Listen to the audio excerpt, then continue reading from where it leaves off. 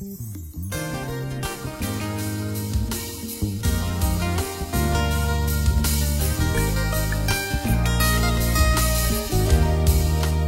t'ai longtemps cherché, amour agapao, mais l'on m'avait dit que tu es caché dans le cœur de croyant de Jésus-Christ.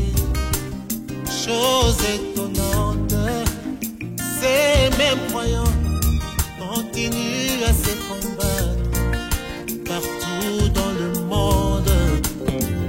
Si tu étais réellement dans le cœur de croyants, on aurait dû te refléter.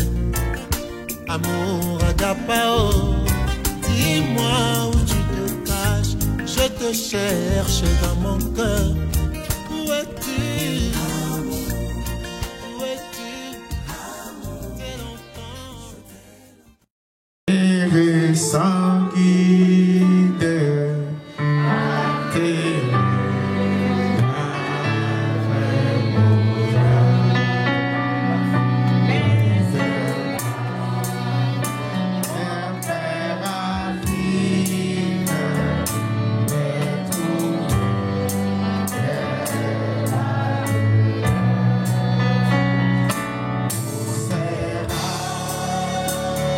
avec puissance.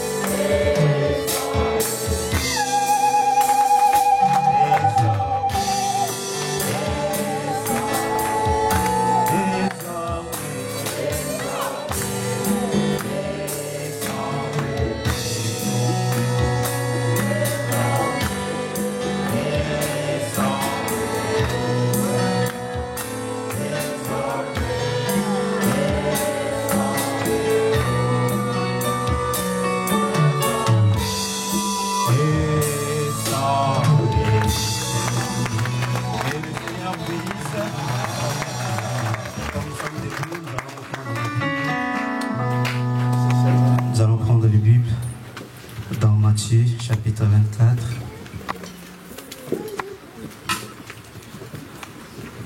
Matthieu 24, à partir du 10e verset.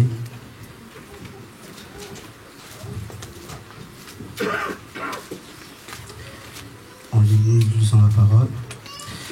Matthieu 24, à partir du 10e verset. Alors aussi plusieurs succomberont et ils se trahiront, se haïront les uns les autres. Plusieurs faux prophètes s'élèveront et ils séduiront beaucoup de gens. Et parce que l'iniquité se sera accrue, la charité du plus grand nombre se refroidira. Et celui qui persévérera jusqu'à la fin sera sauvé. Amen. Prenons encore une autre écriture dans Actes des Apôtres, le 2e verset, à partir du verset 41. La Bible dit: ceux qui acceptèrent sa parole furent baptisés, et en ces jours-là, le nombre des disciples s'augmenta d'environ 3000 âmes. Ils persévéraient dans l'enseignement des apôtres, dans la communion fraternelle, dans la fraction du pain et dans les prières. La crainte s'emparait de chacun, et il se faisait beaucoup de prodiges et de miracles par les apôtres.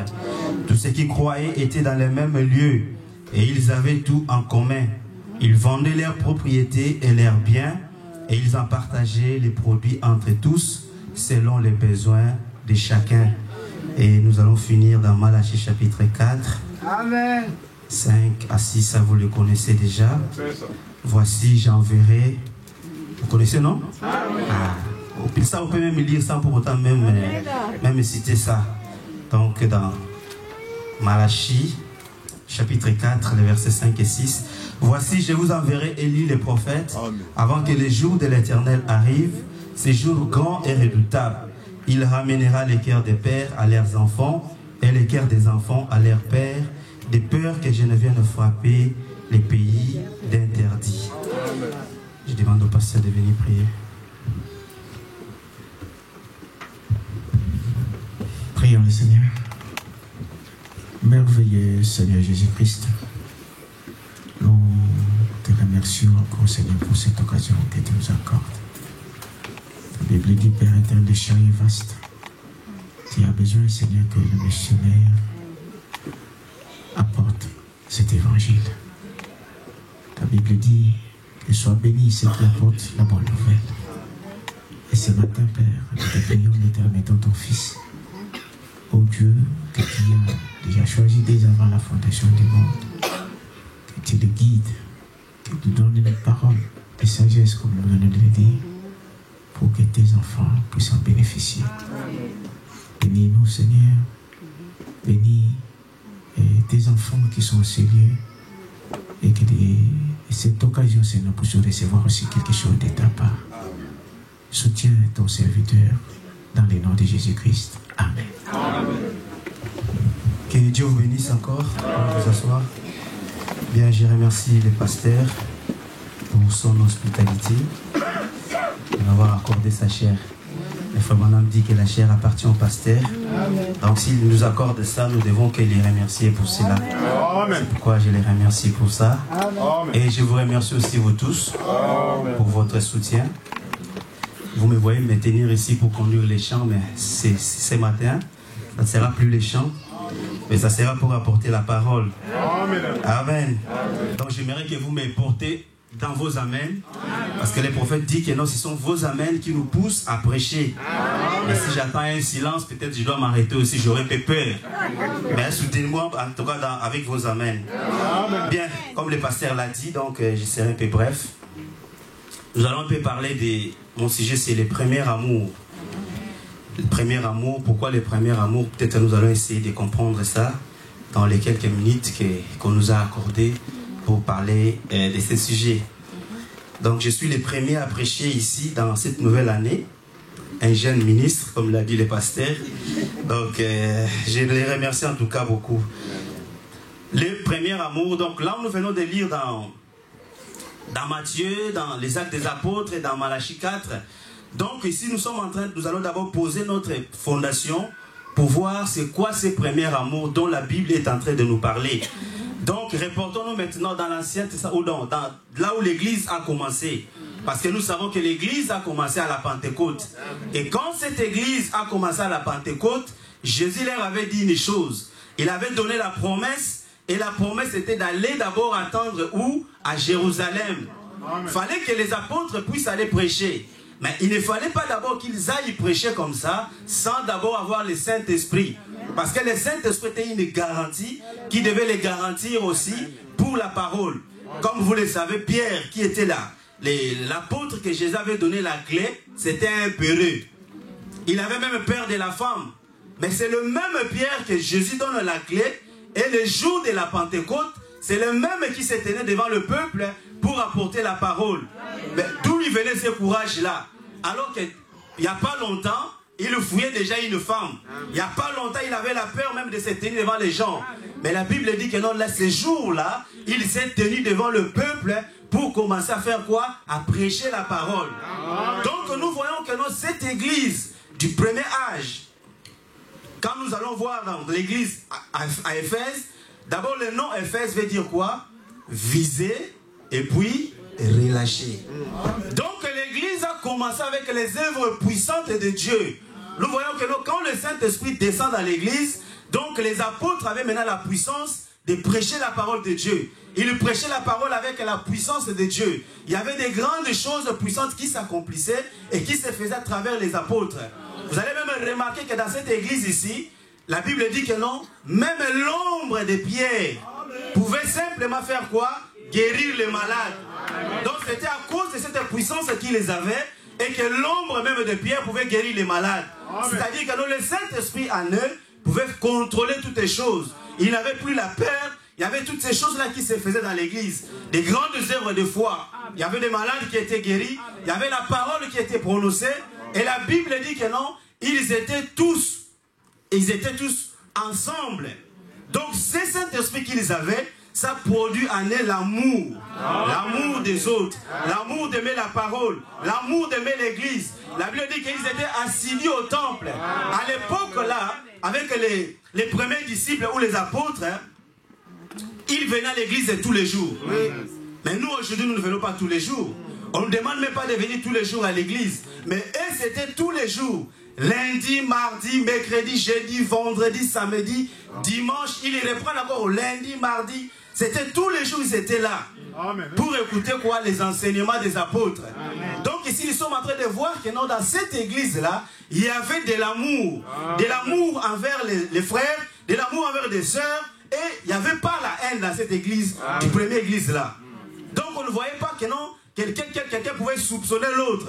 Quelqu'un pouvait avoir du mal de l'autre. Non, ils se supportaient. Ils le mettaient tous en commun. Mais aujourd'hui, on ne nous demande même pas de mettre tout en commun. Mais là, à l'époque, quelqu'un qui vendait sa propriété, il amenait de l'argent. La Bible dit que non, pour que personne ne manquait de rien. À cause de cet amour-là, personne ne manquait de rien dans la première église. Ils avaient tous leurs biens en commun et ils marchaient comme cela. Ils écoutaient la parole, ils rompaient leur paix dans la simplicité. Il n'y avait pas de classe sociale dans l'église. Mais remarquez maintenant que quand les apôtres ont commencé à partir, c'est à ce moment-là que l'église a commencé à se refroidir. C'est à ce moment-là que l'église, les choses ont commencé à rentrer. Il y a eu des infiltrés qui sont rentrés dans l'église, mais c'était les diables. Les mêmes infiltrés sont aussi dans nos églises aujourd'hui. Alors que nous aussi, nous avons bien commencé. Remarquez même le nom dont le pasteur nous a parlé. Nous portons un nom qu'on appelle Agapao Tabernacle. Je ne serai pas long. C'est juste une introduction aujourd'hui. Le pasteur nous a dit que non, les noms que nous portons, parce que dans les noms, il y a la vie. Dans les noms, il y a un esprit. Donc à Agapao Tabernacle, il y a aussi un esprit qui conduit cette église. Donc nous sommes censés être l'amour de Dieu. Mais regardez ce que nous produisons dans notre église. Moi, quand je suis arrivé ici, quand il y avait un frère qui avait un problème de deuil, problème de ceci, les mamans se bousculaient de côté avec des listes pour cotiser pour la personne. Mais vous allez remarquer vous-même que non, aujourd'hui, ces choses-là n'existent plus. Donc il y a quelque chose qui passe, mes frères. Donc le même esprit qui était là dans cette église-là, quand les apôtres ont commencé à partir et que le refroidissement est entré dans l'église, c'est le même refroidissement qui rentre aussi dans Agapao, notre église. Aujourd'hui, nous n'allons pas parler des apôtres. Les pères, ils ont déjà fait leur travail. Mais aujourd'hui, quand nous parlons, nous devons parler de nous aujourd'hui. Mais qu'est-ce qui se passe à Agapao dans notre église? Les listes là ne circulent plus. Pourquoi? Aujourd'hui, les pasteurs, les pauvres, on va les dire ici, de haut de la chair, que si quelqu'un est éprouvé, voyez le frère. Mais vous allez voir que même les frères, on ne les voit même pas. Il y a peu simplement qui donne quelque chose à la personne qui est éprouvée. Alors qu'avant, on ne donnait pas, on ne regardait pas il est de quel rang social, il est de quel cercle, parce que maintenant c'est des cercles. Ah non, c'est son frère qui est décédé, c'est son père qui est décédé, parce que c'est ses cousins, c'est ci, c'est là. Non, quand on a l'amour, on ne regarde pas au cercle. On ne regarde pas au degré, mais on regarde à la parole de Dieu. Parce que la parole de Dieu produit l'amour. Et l'amour produit l'unité dans l'église. Mais s'il n'y a pas ça, vous allez voir que non, nous allons tous continuer comme ça, sans amour, et nous continuons comme ça, mais ça ne va pas. Donc nous devons nous réveiller à Agapao Tabernacle. Il faut que cet amour-là de Dieu puisse encore revenir pour que les mêmes œuvres puissantes qui s'accomplissaient là-bas doivent s'accomplir aussi parmi nous. Amen. Écoutez ce que le frère Branham dit dans la prédication, les actes du Saint-Esprit, prêché le 19/12/1954.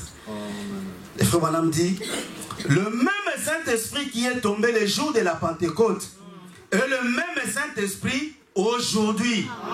Donc si c'est le même Saint-Esprit qui était tombé là-bas, donc c'est le même aussi Saint-Esprit qui doit tomber ici chez nous.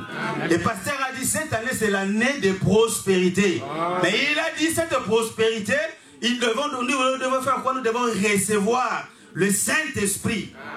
Donc le même Saint-Esprit que Pierre avait.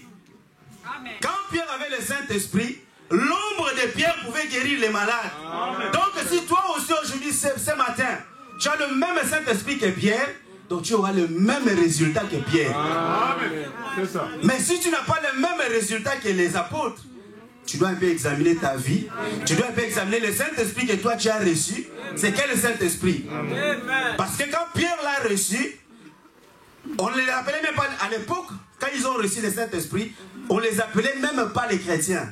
C'est les païens qui ont dit, ces gens ici vivent comme cet homme. Amen. C'est ça. Mais aujourd'hui, nous nous appelons chrétiens. Mais quand on regarde nos vies, nous vivons comme des démons. Amen. Donc notre vie ne cadre pas avec la parole que nous confessons. C'est pourquoi un jour, Paul, il est venu voir Pierre, et Pierre, il était en train de manger avec les païens, tout ça. Et quand maintenant Pierre a vu que Paul était là, il a fait semblant de faire comme s'il ne faisait pas ça. Et mais Paul a vu ça, étant le prophète, voilà. Il a discerné, il a dit que si toi, qui es juif, tu ne vis pas à la manière des juifs, comment forceras-tu les païens à judaïser? Donc la même question nous est posée ce matin. Si toi qui es chrétien, toi qui es une chrétienne, tu ne vis pas la manière des chrétiens, comment nous allons forcer des païens à se christianiser? Voilà. C'est ça. Parce que notre vie, Frère Branham dit qu'elle parle plus que ce que nous faisons. Amen. Notre vie est en train de parler plus fort, ça crie plus fort là au ciel. Nous venons à l'église des sœurs avec des longues jupes. Nous sommes là avec des longues jupes. Nous sommes en train de parler sur le premier amour. Amen. Ce premier amour dont nous sommes en train de voir que là dans l'église primitive, ça produisait la puissance. Amen. Donc le même amour ici, quand nous avons aussi cet même amour ici dans ces côtés, ça doit produire le même résultat. Amen. C'est ça. Donc toi qui te dis qu'il est chrétien ou chrétienne, tu dois examiner un peu ta vie. Continue un peu ce que le prophète est en train de dire. Voilà. Il dit que de la même et le même Saint-Esprit aujourd'hui, je vais bien accepter qu'il a été piétiné, qu'on s'est moqué de lui, qu'il a été mal interprété, mal représenté et tout le reste comme cela. C'est seulement le diable en train d'imiter. Parce que nous savons que non, le diable, lui, son travail c'est quoi? C'est d'imiter simplement ce que Dieu est en train de faire. Ça. Donc là où est Dieu, le diable aussi s'amène. Comme le pasteur nous prêche toujours ici, l'autre jour, Dieu était en conférence avec ses enfants, mais le diable s'est amené aussi dans cette conférence. On ne l'a même pas invité, mais il est venu quand même. Donc le diable s'amène aussi là où sont les enfants de Dieu. C'est pourquoi les frères Branham dit, il peut imiter, mais il ne pourra jamais citer la parole à 100%. Donc nous devons le savoir par rapport à la parole de Dieu. Amen. Nous continuons la lecture. Il dit, mais il existe le baptême du Saint-Esprit véritable et authentique. Amen. Dans les actes du Saint-Esprit du 19/12/1954. Ici j'ai la traduction de Shekinah. Il dit, le Saint-Esprit véritable et authentique qui produit le même résultat qu'ils eurent les jours de la Pentecôte. Donc ici, les frères Branham est en train de nous confirmer que si nous aussi, ce matin, nous avons le même Saint-Esprit que eux, nous aurons le même résultat. Amen. Donc si nous aurons le même résultat que eux, c'est-à-dire à l'église primitive, il n'y avait pas de critique à l'église. À l'église, il n'y avait pas de murmure. À l'église, il n'y avait pas de commérage. À l'église, il n'y avait pas de colportera des choses. Que toi, tu prends une chose ici, tu vas le dire là-bas. À l'église, il n'y avait pas ça. À l'église, quand Pierre avait reçu le Saint-Esprit, quand les apôtres avaient reçu le Saint-Esprit, même dans leur façon de vivre, on pouvait savoir que ça, c'est un chrétien, ça, c'est une chrétienne. Qu'en est-il de nous ce matin? C'est ça. Qu'en est-il de nous ce matin? Nous avons écrit ce message, ça fait des années. Mais quelle vie nous produisons? Est-ce que nous produisons le même amour que les apôtres? Ou bien nous produisons quoi? Est-ce que nous produisons la vie de là où nous étions dans nos églises traditionnelles? Ou bien nous produisons quel résultat? Qu'est-ce que nous produisons en fait? Les fois, on est en train de se poser la question que le même Saint-Esprit que ces gens-là, les apôtres, la première église a reçu. Donc c'est le même Saint-Esprit que nous aussi nous disons que nous avons. Mais maintenant, regardez les résultats. Vous-même, prenez vos Bibles, lisez dans la Bible, voyez ce que les apôtres faisaient et voyez ce que nous faisons. Comparons ça maintenant. Nous qui sommes à Gapa au tabernacle, l'amour de Dieu. Regardons maintenant la vie que nous produisons. Parce que c'est le diable qui s'est infiltré aussi parmi nous. Amen. Et quand le diable s'infiltre parmi nous, il amène quoi? Il amène le murmure. C'est le murmure qui détruit l'église du Dieu vivant.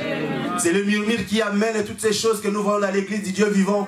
C'est l'église qui amène, le murmure amène toutes ces choses qui amènent la froideur. Parce que la Bible dit que dans ces temps-là, l'amour du plus grand nombre se refroidira. Je ne sais pas si toi tu es de quel côté. Est-ce que tu es du côté du plus grand nombre dont l'amour s'est refroidi? Ou bien tu es du côté là où tu dois continuer toujours à être dans la présence de Dieu pour manifester la puissance de notre Dieu? Amen. Nous devons faire le choix. Le pasteur a dit que cette année, ça sera une année de décision. Nous devons prendre une décision pour promettre à Dieu que si l'année passée, si 2019, j'avais échoué, si 2019, j'avais fait des compromis avec la parole, si en 2019, nous tous, nous allons prendre une décision cette nuit ici, pour cette année qui vient de commencer. Nous devons faire des vœux à l'Éternel, notre Dieu, pour savoir comment maintenant nous devons nous engager dans cette voie. Parce que eux là-bas, ils étaient assidus. Nous ici, nous avons réunion le mercredi, nous avons réunion le vendredi, nous avons réunion le dimanche. Quand nous parlons de l'amour, quel est cet amour que nous avons par rapport à la parole de Dieu? Est-ce que nous aimons réellement cette parole? Ou bien simplement c'est pour juste pour venir accompagner les autres? Nous nous posons cette question. Est-ce que nous aimons réellement la parole de Dieu? Parce que si nous aimons la parole de Dieu, nous devons produire le même résultat que ces gens-là. Amen. Parce que nous aussi nous disons que nous sommes aussi dans la parole. Nous aussi nous disons que nous sommes dans le message. Nous aussi nous disons que nous faisons ces choses-là. Mais maintenant, notre manière de vivre, notre manière d'être, notre manière de parler, de se comporter, comment cela est? C'est la question que nous devons nous poser.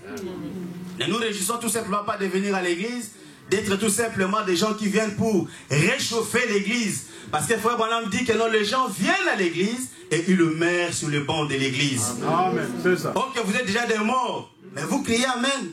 Vous payez aussi vos dîmes, vous payez aussi vos offrandes, vous payez en fait tout ce qu'un bon chrétien peut faire. Or, vous êtes déjà morts. Parce que pourquoi? Parce que le premier amour, vous allez écouter ce que le Frère Branham dit. Écoutez d'abord ce qu'il dit dans l'âge dans l'âge de Philadelphie,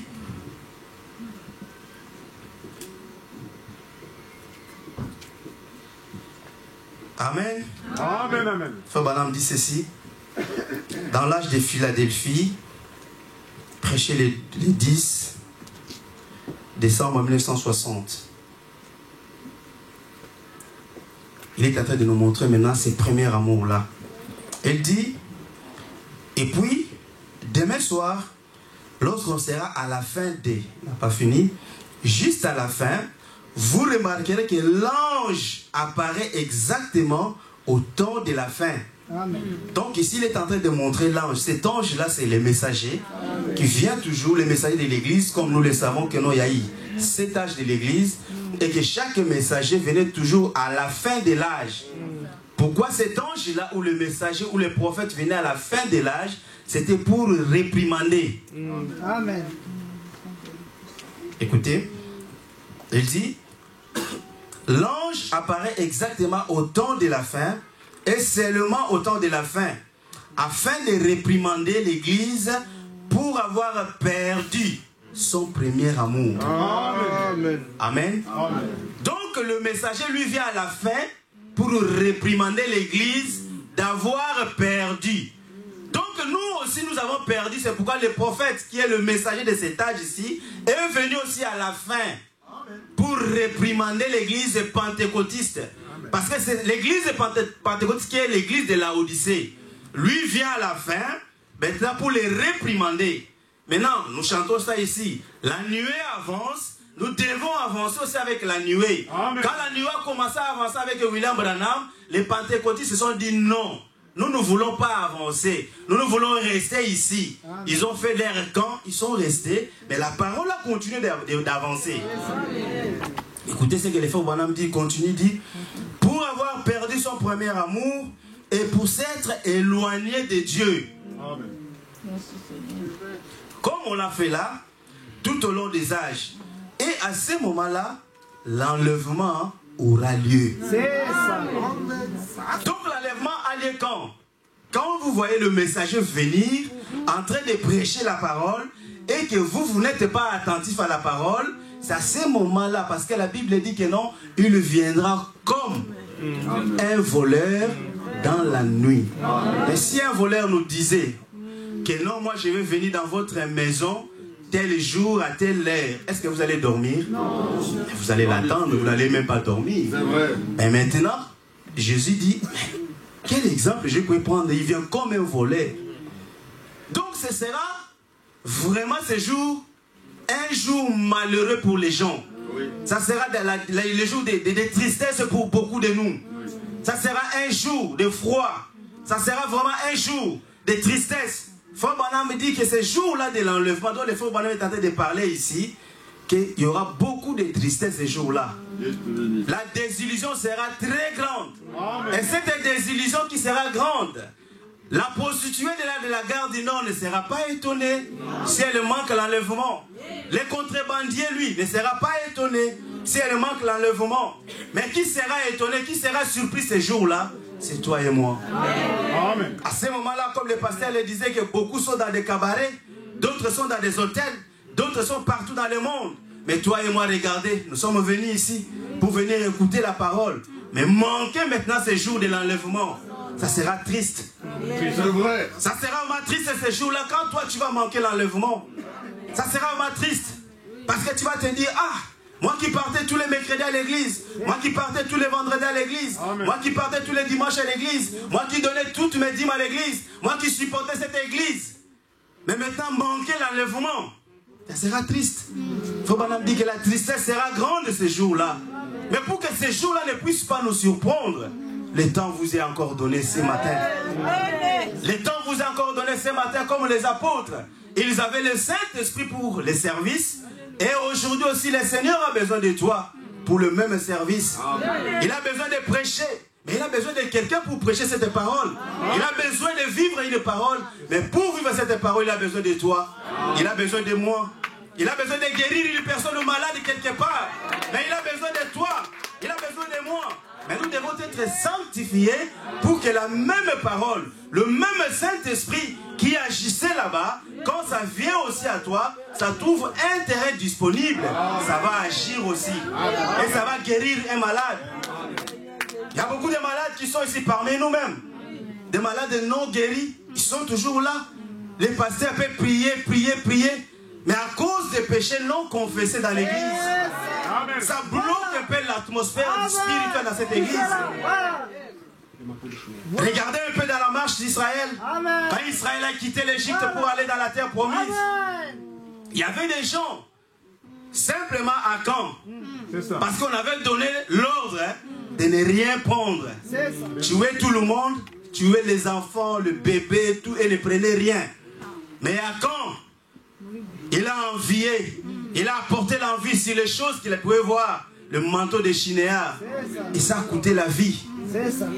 Et combien de vies humaines que nous, les vies des gens que nous sommes en train de donner la mort, sans le savoir, par notre comportement. Alors que nous venons même de manger la Sainte Seine ce soir. Amen. La Bible dit que nous l'avons mangé pour notre condamnation si vous n'avez pas pris ça avec discernement. Les repas là que vous voyez. Mais à d'autres, le pasteur l'a dit, il l'a répété. Ils ne se parlent même pas, mais ils sont là. Ils sont là. Vous vous connaissez vous-même. Vous ne vous parlez même pas, mais vous êtes là. Vous venez aussi à l'église. Des murmures, des calomnies, et toutes ces choses. Le premier amour. La Bible est en train de nous interpeller, de revenir. Nous sommes en train de continuer. Il dit, toujours dans la même prédication, l'âge de Philadelphie, paragraphe 33, c'est sur l'ordinateur. Il dit, c'est seulement au temps de la fin, afin de réprimander l'Église pour avoir perdu son premier amour et pour s'être éloigné de Dieu. Comme on l'a fait là, tout au long des âges, et l'enlèvement aura lieu pour amener l'Église à la maison. L'Église est enlevée au temps même du message. Et nous sommes donc, nous nous approchons de cet âge maintenant. Merci, pasteur. Il dit que nous nous approchons de cet âge maintenant. Là, il faut pas de prêcher, il dit, nous nous approchons. Ici, c'était en quelle année? C'était en 1954. Cette prédication qu'il a prêchée. En 1960, pardon.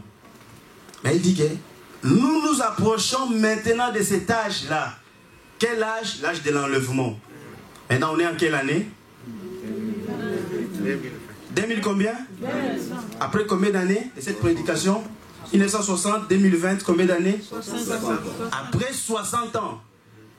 Là, il va nous poser la question, monsieur, quelle heure est-il? Donc vous pensez toujours que non, nous venons à l'église pour jouer. Ah non. Nous devons prendre maintenant notre conscience pour savoir que non, c'est que Dieu nous a dit. Continuons un peu. Il dit, pour amener l'église à l'enlèvement au temps du message, et nous sommes donc, nous nous approchons de cet âge-là maintenant. Saisissez-vous cela? C'est le prophète qui vous pose la question. Saisissez-vous cela? Amen. Très bien. Amen. Voyez juste au temps où l'ange de l'église, le messager de l'âge, vient pour les réprimander, pour avoir perdu leur premier amour, il les ramène. Il essaye de les ramener. Donc ici, il essaye. Parce que les gens sont tellement têtus, on essaye simplement de les amener. Voilà. Pas les amener, mais il essaye. Donc l'ange a déjà fait. Et Fobanam, en partant, il a dit, je vous ai donné tous les conseils de Dieu. Amen. Si quelque chose vous arrive, cela retombera sur vous-même. Parce que lui nous a tout dit. Mais c'est à nous maintenant de prendre ce que le prophète a donné pour que nous puissions continuer avec cela. Amen. Amen. Mais maintenant, qui vient maintenant pour nous ramener maintenant dans cela? Nous avons lu dans Malachie, la Bible dit que voici. Fobanam dit que quand la parole de Dieu dit voici, donc Dieu veut attirer notre attention. Amen. Pour ce qui va maintenant sortir. Il dit que voici, je vous enverrai Élie le prophète. Pour faire quoi? Pour ramener les cœurs. Donc le cœur, nous avons vu déjà que non, la Pentecôte à la Pentecôte, le Père c'était les apôtres. et sont le Père dans la foi. Nous sommes maintenant les enfants par rapport à ces pères-là. Et maintenant les prophètes, quand ils viennent au temps de la fin, c'est pour nous ramener. Pourquoi? Parce que l'Église s'est éloignée, tellement éloignée, que maintenant on ne s'occupe plus de la parole. Maintenant Dieu devait maintenant se charger. Dieu se charge ici au temps de la fin. Il se charge de nous envoyer la parole. Non pas par un pasteur, non pas par des apôtres, non pas par des docteurs. Mais Dieu se charge de nous envoyer la parole par les prophètes. Amen. Et qui est ces prophètes-là? Parce que la Bible dit que le peuple qui n'a pas la parole, qui n'a pas les prophètes, c'est un peuple sans frein. Et gloire à Dieu, nous avons les prophètes, donc nous avons les freins. Si je voulais aller dans le péché, la parole te dit non, ça ne le fait pas. Je voulais faire ceci, la parole te dit ça ne le fait pas. Je voulais faire ceci, ça ne le fait pas. Pourquoi? Parce qu'il y a la parole. Nous avons des livres. Parce que sans la parole du prophète, comme le pasteur nous a dit que non, lui, c'est les lunettes pour bien lire la Bible que nous voyons. Parce que la Bible que vous voyez, c'est une forêt. Nous tous ne pouvons pas rentrer dans cette forêt. Mais le prophète est à la bouche de Dieu. Lui, il a la pensée même de cette parole écrite. Parce que le frère Branham dit que l'épouse n'a pas simplement la parole, mais l'épouse a la pensée de Christ. Pour savoir ce que tu dois faire avec cette parole que tu as entre tes mains. Parce qu'Adam, avec la parole qu'il avait, il pouvait donner le nom. Il dit que toi tu t'appelleras lion. Et Dieu aussi l'a dit Amen. Parce que c'est le nom que Dieu pensait à donner à cet animal. Adam il a vu l'éléphant, il a dit toi tu t'appelleras éléphant. Parce que Dieu dans sa pensée il voyait que cet animal là s'appelait éléphant. Parce qu'Adam maintenant avait la représentation de Dieu en lui. Et quand il est donné, la signature d'Adam valait même la signature de Dieu. Et dans ce temps de la fête, Dieu nous a envoyé aussi notre frère Branham qui est venu aussi. Il a fait la même chose qu'Adam au début. Donc le même œuvre que les apôtres pouvaient faire là dans l'église de Pentecôte, c'est le même œuvre que nous voyons dans l'église à la fin. Vous connaissez la sœur Florence qui était malade, qui était là en Afrique du Sud, mais qui voulait voyager. Et Dieu l'a guéri cette sœur. Vous pouvez voir, ce sont les mêmes œuvres puissantes. Pourquoi? Parce que cet homme ici, dont la Bible nous a dit que je vous enverrai. Parce que Élie le prophète, ce n'est pas un homme qui l'envoie. La Bible dit que voici, je. Ça c'est l'Éternel lui-même qui est en train de parler. Je vous enverrai. N'êtes-vous pas heureux? Quand Dieu nous envoie Élie le prophète, pourquoi il nous ramène Élie le prophète? Il nous ramène Élie le prophète pour que nous puissions avoir la même puissance que les pierres. Que nous puissions avoir la même puissance que les apôtres. Que nous puissions avoir les mêmes œuvres.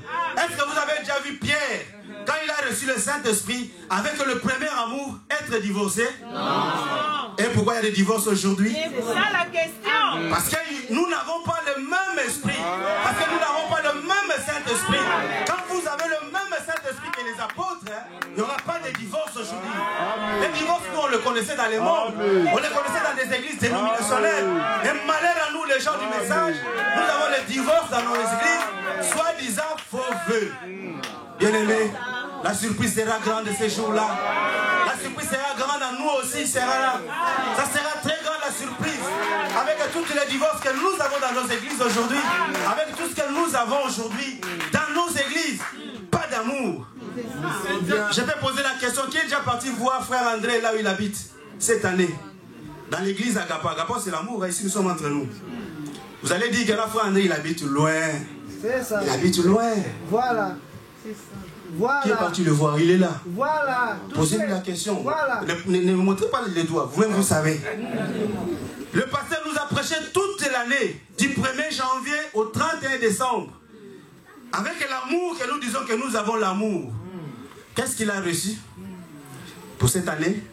Frère Branham dit, au Branham Tabernacle, chaque année, l'église renouvelait la voiture du frère Branham. Il avait d'abord son Ford modèle était avant, mais après chaque année, l'église achetait une nouvelle voiture pour les prophètes. Amen. Ici on peut avoir une voiture qui a une garantie de 5 ans, mais là c'est chaque année, on arrive à la fin de l'année, on dit que non, bon, le frère Branham a marché, il a circulé avec cette voiture pendant une année. On prend cette voiture-là d'une année, on remplace par une nouvelle. Amen. Mais nous les pasteurs, on ne demande même pas ça. pas de voiture. Il ne nous demande même pas ça. Mais qu'est-ce que nous faisons pour cet homme de Dieu qui nous a prêché la parole du 1er janvier au 31 décembre? Qui connaît sa maison? C'est l'église. Nous sommes tous là. Nous sommes ses enfants spirituels. Parce que nous disons que non, l'église, c'est la vraie famille. Exactement. Mais en réalité, ce n'est pas ça la vraie famille. La vraie famille, c'est nos familles biologiques. Disons les choses claires. Mais nous disons à l'église que l'église, c'est notre vraie famille.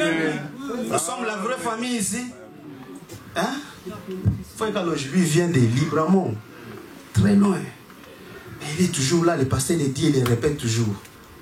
Nous autres, nous habitons juste ici dans les périphéries de Bruxelles. Amen. Mais pour venir même à l'église, je disais à ma femme, cette année, amen, amen, même le travail que je fais le mercredi, je ne le ferai plus jamais. J'ai senti cette condamnation quand le pasteur, vous savez quand le pasteur, l'homme de Dieu est en train de se poumonner, de parler du haut de la chair. Parce que le frère Branham dit que quand l'homme de Dieu se tient ici, c'est un ange de Dieu pour nous. Amen. Je me suis dit non. Mais pourquoi nous donnons tous des priorités à notre travail, à notre école? Moi je me réveille, je commence le travail à 6h. Mais mon réveil sonne à 4h50. Je dois prier, puis sortir pour aller au travail. Je n'arrive jamais, depuis que j'ai commencé, ça fait 5 ans ici, je n'arrive jamais en retard. Une seule fois, c'est quand j'ai commencé, parce que j'avais oublié la porte, là il faut rentrer. C'est la seule fois que je suis allé en retard. 5 ans. Mais imaginez que je suis conducteur des gens dans cette église. Les mercredis, je ne viens même pas. Qui va conduire les chants? Le pasteur? Non, ça c'est pas son travail. Lui c'est pour apporter la parole. Amen. Mais nous sommes là, les conducteurs des chants. Je ne viens même pas les mercredis. Donc même moi-même qui prêche cette parole, je vous dis, j'ai perdu ce premier amour là. Demain les seigneurs. Donc quand nous prêchons la parole, ce n'est pas simplement pour vous qui êtes assis. Mais nous-mêmes qui se tenons ici, nous sommes concernés aussi dedans. Donc c'est pourquoi cette année le pasteur a dit, nous allons faire nous tous de vœux à l'Éternel. Moi je l'ai fait déjà du haut de la chair. Le mercredi je ne ferai plus ce travail là. Le mercredi moi je finis à 10h. Mais j'ai des travails. L'autre j'ai fait jusqu'à 19h je finis. Mais je ne le ferai plus le mercredi. Je vais faire ça un autre jour. Comme ça le mercredi je suis ici à mon poste de devoir. Comme le dit le pasteur, même s'il y a une personne, moi je conduis les chants. Le vendredi je suis ici, je conduis les chants. Les dimanches je suis ici, je conduis les chants. Donc moi je ne regardais plus, oh frère Pati est là, Lévi est là, ce n'est pas mon problème. Moi je serai toujours là pour faire ce que je dois faire dans cette église. Frère Pati va faire ce qu'il a à faire, Lévi fera ce qu'il aura à faire. Si chacun de nous prend cette décision, vous allez voir que non, le mercredi, le vendredi, le dimanche, nous serons comme nous sommes ici. Mais c'est malheureux, on vient le mercredi, il n'y a que 5 personnes. Comment vous allez conduire avec 5 personnes? C'est essoufflant. Parce qu'il n'y a pas les retours en fait. Et le pasteur a toujours de la peine, du chagrin dans son cœur quand il nous parle. Ça fait tellement mal. J'ai dit à ma femme, moi je serai toujours là. C'est la décision que moi je me suis dit. Parce que c'est ça le premier amour. L'amour, la Bible nous dit que non, ils étaient tous assidus au temple. Amen. Tous les jours pour suivre les enseignements des apôtres. Et quand ils étaient là, les œuvres puissantes s'accomplissaient à l'église. Mais maintenant, pourquoi nous ne voyons pas toutes ces choses? Parce qu'il n'y a pas ça. C'est pourquoi le frère Branham maintenant nous appelle. Il est venu pour nous ramener à cette première église. À cette première église-là, là où régnait l'amour, là où régnait la joie, là où régnait la puissance de Dieu. Quand nous avons la même puissance, le même Saint-Esprit, le même amour, nous aurons le même résultat aussi dans nos vies. Que le Seigneur vous bénisse.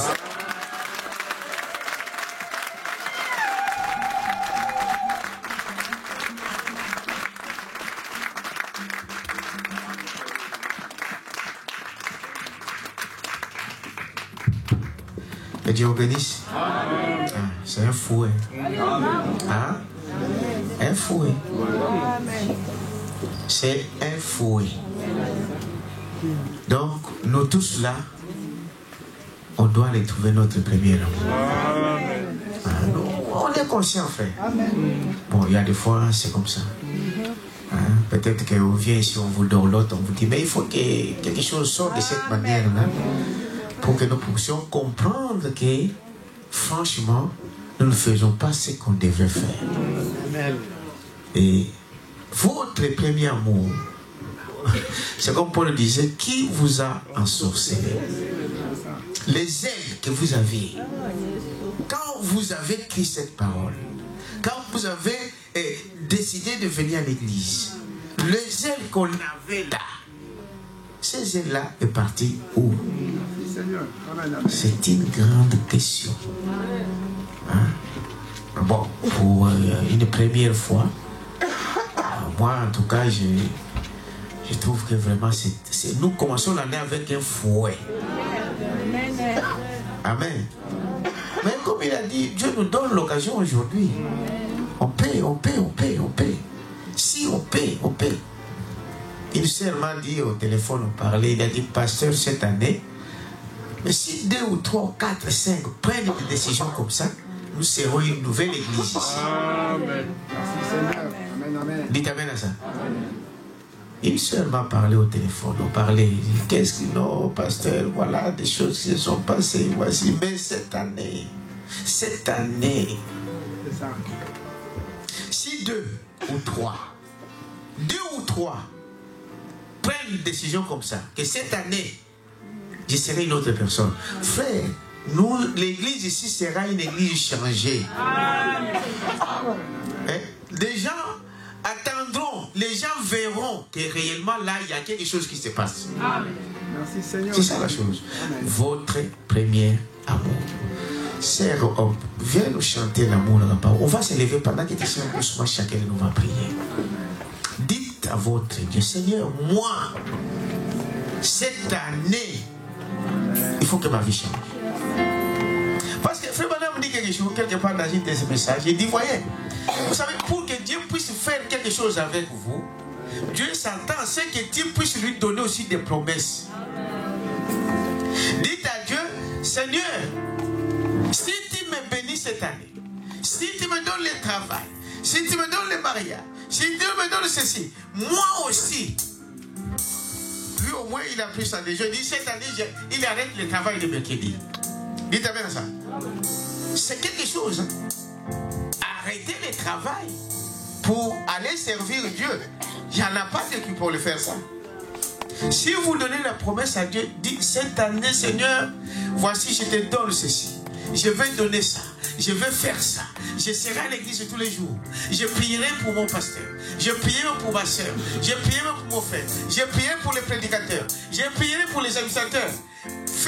Vous allez voir. Votre vie va changer. Amour à la parole. Pendant ce temps-là, dans la méditation, chacun prie.